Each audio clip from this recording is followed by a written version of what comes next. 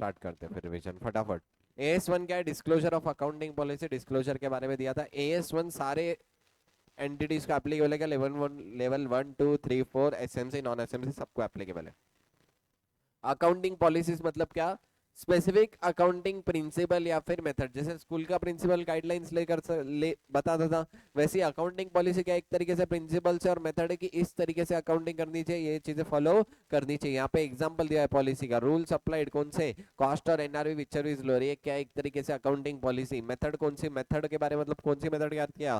FIFO या weighted average. अब यहाँ पे मेथड के लिए मैंने स्पेसिफिकली मेंशन किया change in depreciation method is a change in accounting estimate. कहाँ पे पढ़े थे? एस 10 में। क्योंकि मेथड क्यों चेंज हुई अकाउंटिंग एस्टीमेट के, तो उसको चेंज इन अकाउंटिंग पॉलिसी बोलते थे या चेंज इन अकाउंटिंग मेथड बोलते थे?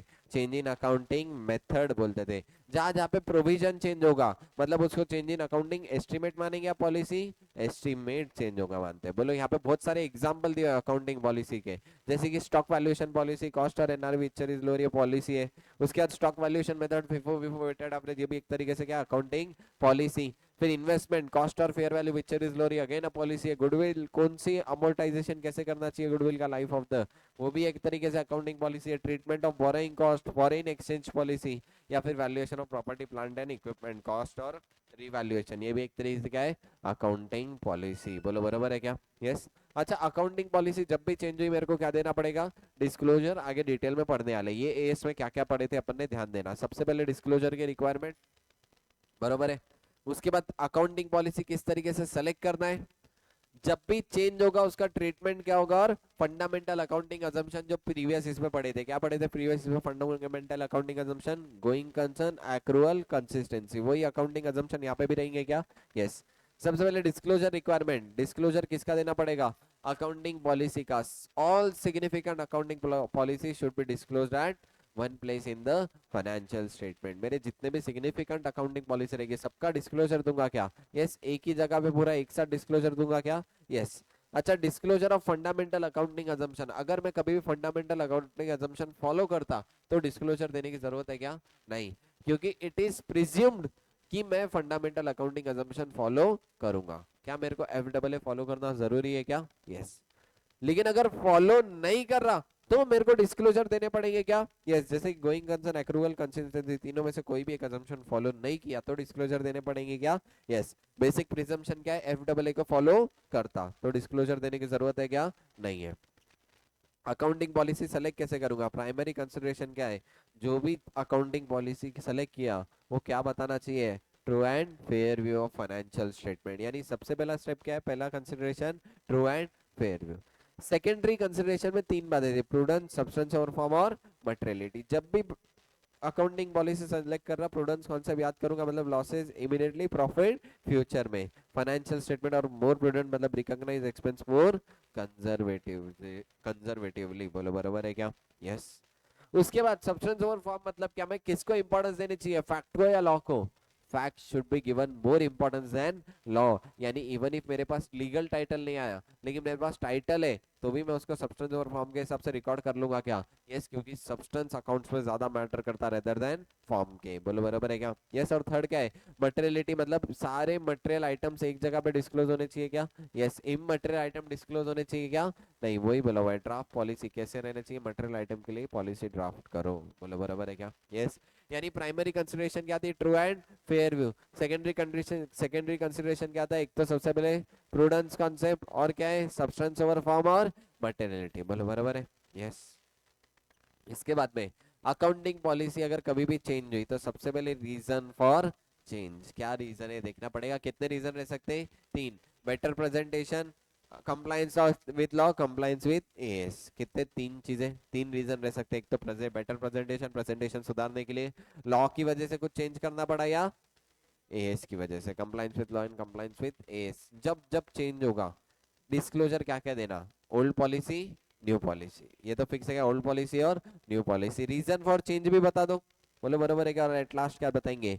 Effect of changes in policy in current year and future year. ये बहुत इंपॉर्टेंट है, करंट ईयर में भी बताऊंगा और फ्यूचर ईयर के भी इफेक्ट बताऊंगा। वो एक क्वेश्चन करे थे जिसमें लिखा हुआ था सिर्फ फ्यूचर ईयर के इफेक्ट ही बताने, करंट ईयर के नहीं बताने। गलत था या सही? गलत था। करंट और फ्यूचर दोनों ईयर के बताने पड़ेंगे क्या? यस। यानी क्या क्या चार चीजें डिस्क्लोज करना है, क्या है करंट पॉलिसी, प्रीवियस पॉलिसी मतलब न्यू और ओल्ड, उसके बाद क्या है रीजन फॉर चेंज, और लास्ट क्या है इफेक्ट फॉर चेंज। अगर इफेक्ट कैलकुलेट नहीं हो सकता तो वो फैक्ट भी डिस्क्लोज करना पड़ेगा क्या? यस देखो, if effect can not be calculated then disclose its effect can not be calculated, ये चीज ये बात डिस्क्लोज करेंगे क्या? यस, बोले जम रहा क्या? उसके बाद फंडामेंटल अकाउंटिंग अजम्पशन अब तक जैसे पढ़े थे वही है, गोइंग कंसर्न, एक्रूअल और कंसिस्टेंसी। गोइंग कंसर्न वही था, हमेशा बिजनेस चलता ही रहेगा, बिजनेस विल नॉट कर्टेल और लिक्विडेट। अगर फॉलो हुआ तो डिस्क्लोज करने की जरूरत नहीं है, फॉलो नहीं हुआ तो डिस्क्लोज करूंगा और financial statement non going concern basis पे बनाऊंगा। एक्रूअल मतलब क्या, एक्सपेंस कौन से बेसिस पे रिकॉर्ड करेंगे, as and when due, payment basis पे रिकॉर्ड करना है क्या? नहीं। और कंसिस्टेंसी मतलब क्या, जो भी पॉलिसी सेलेक्ट किया सेम पॉलिसी फॉलो करते चलो, बोलो बराबर है क्या? यस, फटाफट आ जाओ इसके क्वेश्चंस पे। In the books of messrs Prashant closing inventory की वैल्यू थी 1,63,000। अभी तक फीफो बेसिस पे सेलेक्ट कर रहा था, लेकिन अब वेटेड एवरेज पे करना है, वैल्यूएशन हो जाएगी 147, रियलाइजेबल वैल्यू है 195। बोलो क्या मैं वैल्यूएशन चेंज कर सकता क्या 162 टू 147? यस, चेंज कर सकता। लेकिन जब भी पॉलिसी चेंज करूंगा क्या क्या डिस्क्लोजर देने पड़ेंगे? New policy, old policy, reason और इफेक्ट, चारों ही बातें बताना है क्या? यस, यहाँ पे थ्योरी में वही लिखा हुआ है, ठीक है। अच्छा, इफेक्ट यहाँ पे बता हुआ है, इफेक्ट कितने का आएगा? देखो 163 पहले के हिसाब से आ रहा था, अब कितना आएगा 147, यानी इफेक्ट कितने से पड़ेगा? 16,000 का इफेक्ट पड़ेगा क्या? यस, चलो। ये वाला क्वेश्चन था जगन्नाथ, जगन्नाथ ने राइट इशू किया, अब जगन्नाथ ने बोर्ड कंसल्टेशन में कुछ पॉलिसी चेंज कर रहा। अब तक इन्वेंट्री वर्क कॉस्ट पे कर रहे थे, वैल्यूएशन आ रही थी 50 करोड़, अब यहाँ से किस पे करने वाले? प्राइम कॉस्ट पे, उससे हिसाब से वैल्यू आएगी 30 करोड़। और कुछ चीज पे परमानेंट डिमिनिशन यानी परमानेंटली 10 करोड़ के प्रोविजंस बना दूंगा मैं। अब एक बात बताओ, क्या ये केस में मैंने पॉलिसी चेंज की? यस, पॉलिसी चेंज की तो क्या करूंगा? डिस्क्लोज दूंगा। अच्छा, यहाँ पे किसके बारे में बोला हुआ है? नोट्स टू अकाउंट्स बनाने, नोट्स टू अकाउंट में old policy, new policy, reason for change और लास्ट क्या था? इफेक्ट। अगर इफेक्ट नहीं निकल पा रहा तो fact should B indicated that effect can not be calculated. बोलो बराबर है क्या? यस, थ्योरी पढ़ेंगे वही बातें लिखी। और अगर ये तुमको एक चीज बताता, ये वाले क्वेश्चंस में क्या आईसीआई ने जो लिखा है ये बहुत डिफिकल्ट लग रहा, तो तुम अपने नोट्स की सिंपल भाषा लिख के आ सकते क्या?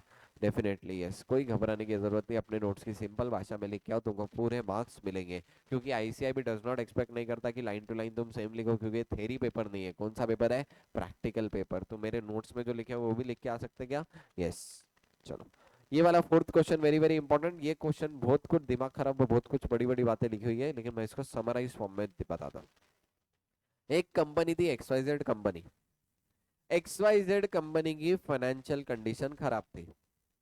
XYZ कंपनी ने इंटर कॉर्पोरेट डिपॉजिट्स इशू किए। क्या इशू किए? Inter corporate deposit. Inter corporate deposit के ऊपर इंटरेस्ट लग रहा था। कब तक का लगेगा interest? Generally ideally due date of payment.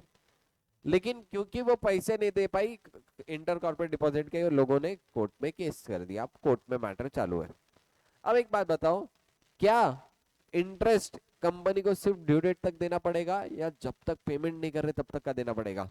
जब तक पेमेंट नहीं कर रहे तब तक का देना पड़ेगा क्या? यस, क्योंकि एक तरीके से वो टाइम पे भी कंपनी ने पैसे यूटिलाइज किए, यानी डिपॉजिट जब तक रिपे नहीं कर रहे तब तक देना पड़ेगा। यहाँ पे कंपनी का क्लेम क्या था? कंपनी बोलना चाह रही थी कि हम सिर्फ कब तक का इंटरेस्ट देंगे? कब तक का? ड्यू डेट तक का इंटरेस्ट देंगे।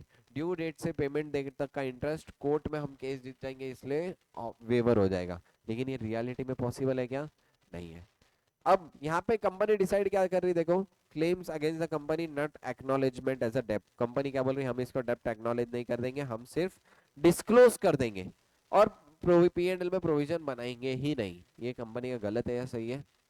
गलत है। क्यों गलत है? क्योंकि कंपनी को क्या अपना ड्यू डेट से जो डेट एस्टिमेट पेमेंट डेट निकाल के वो डेट का भी इंटरेस्ट का प्रोविजन बना के रखना चाहिए क्या? यस, क्योंकि आइडियली कब तक का इंटरेस्ट जाएगा? पेमेंट डेट तक का ही जाएगा। बोलो बराबर है क्या?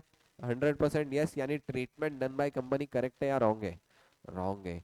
सिर्फ डिस्क्लोजर से काम चलेगा क्या? नहीं, यहाँ पे कंपनी को बताना भी पड़ेगा क्या? यस, कंपनी को प्रोविजन बनाना भी पड़ेगा। वही यहाँ पे लिखा हुआ है, देखो, the treatment done by company providing interest from the due date to the repayment date is not correct. बोलो बरोबर है क्या? यस, यानी मेरे को प्रोवाइड फॉर करना पड़ेगा क्या? Definitely yes. ये वाला क्वेश्चन वेरी वेरी इंपॉर्टेंट था। इसके बाद सारे क्वेश्चन इजी है, देख लेना। बोलो जम रहा क्या पक्का? 100% यस। चलो, यहाँ पे ये वाले चैप्टर का रिवीजन वीडियो एंड करते हैं।